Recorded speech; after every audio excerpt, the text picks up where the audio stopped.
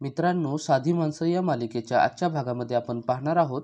सुरुवातीला सत्याचे वडील मीराशी बोलत असतात. ते मीराला बोलतात की सत्याला आज फारच दिवसांनी खुश पाहिलं आहे. सत्य तिकडे एकदम व्यवस्थित राहिला ना? मीरा बोलते की हो, एकदम व्यवस्थित राहिले ते. सत्याचे वडील बोलतात की दारू वगैरे पिला नाही ना तो?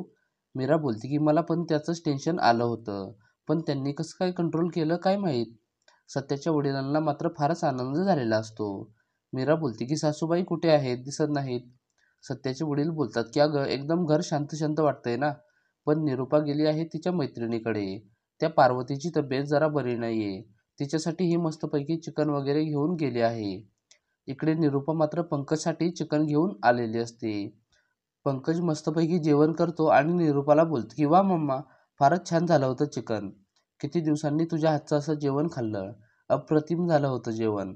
आता मग निरुपा बोलते की तुला जॉब वगैरे भेटला का? पंकज बोलतो की मला वाटत नाही मी सक्सेस होईल म्हणून. जॉब भेटण्यासाठी पण चांगली पर्सनॅलिटी लागते आणि सगळं काही फारच चेक करतात. माझ्या ह्या अशा अवतारावरून मला तर असं वाटतंय मला ओझी वाहण्याचं काम मिळेल. पंकजच्या डोक्यात मात्र निरुपाकडून पैसे काढण्याचा प्लॅन असतो. इकडे आता सत्या आरशामध्ये बघून त्याच्या गळ्यातली चेन कशी दिसत आहे ते बघत असतो. आता मग मीरा सत्याच्या मागे येऊन पाहत असते. सत्याला कळतं की मीरा मागे आली आहे आणि मग तो तिला कळू नये म्हणून अजूनच वेगळं वागू लागतो. पण मग मीरा हसू लागते. सत्या बोलतो की काय झालंय तुला हसायला?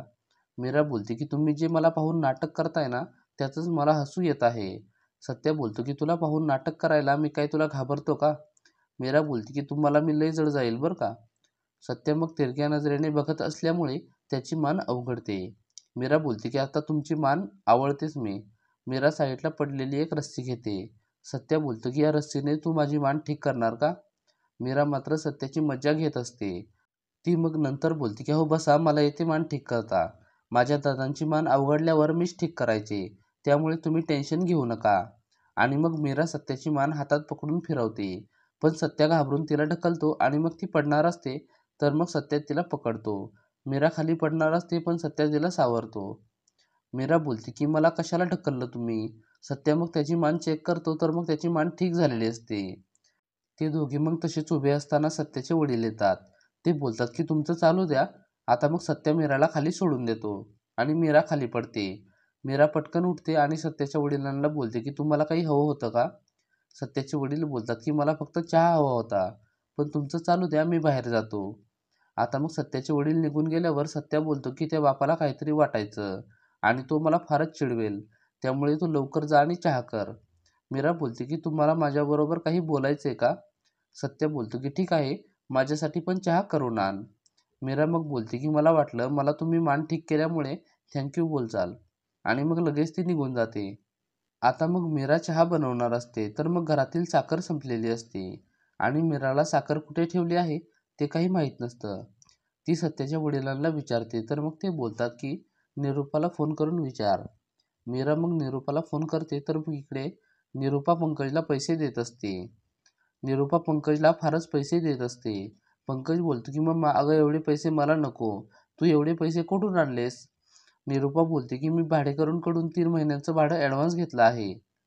मीरा निरूपाला फोन करत असते पण निरूपाचा फोन सायलेंट असल्यामुळे ती फोन काही उचलत नसते.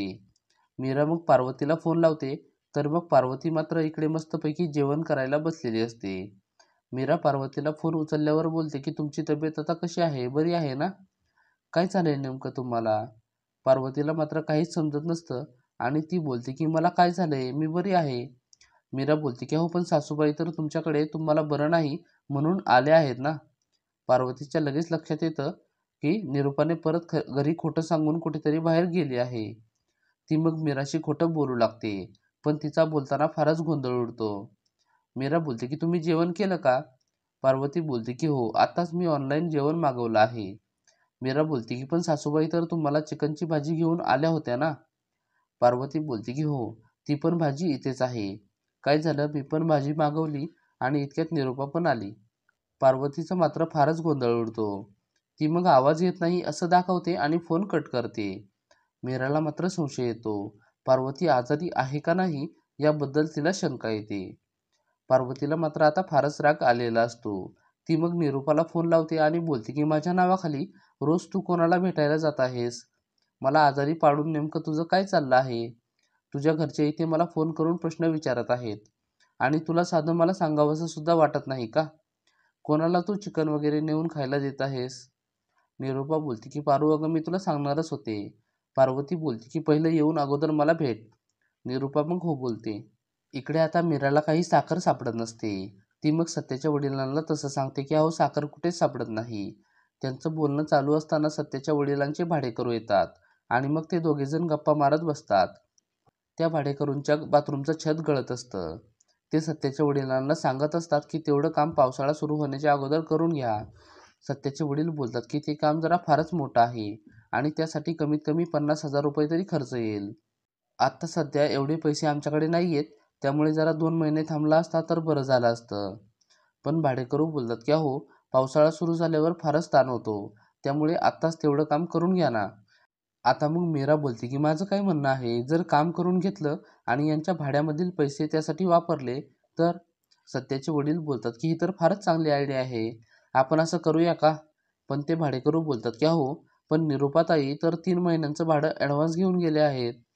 त्यांच्या मैत्रिणीची तब्येत फारच बरी नाही आणि त्यांना पैशाची गरज आहे असं बोलून ते आमच्याकडून भाडं घेऊन गेले आहेत. आता मग हे ऐकून तर सत्याच्या वडिलांना फारच मोठा धक्का बसतो आणि मग इतक्यात एपिसोड संपतो. मित्रांनो, आता पुढील भाग हा फारच मनोरंजक होणार आहे.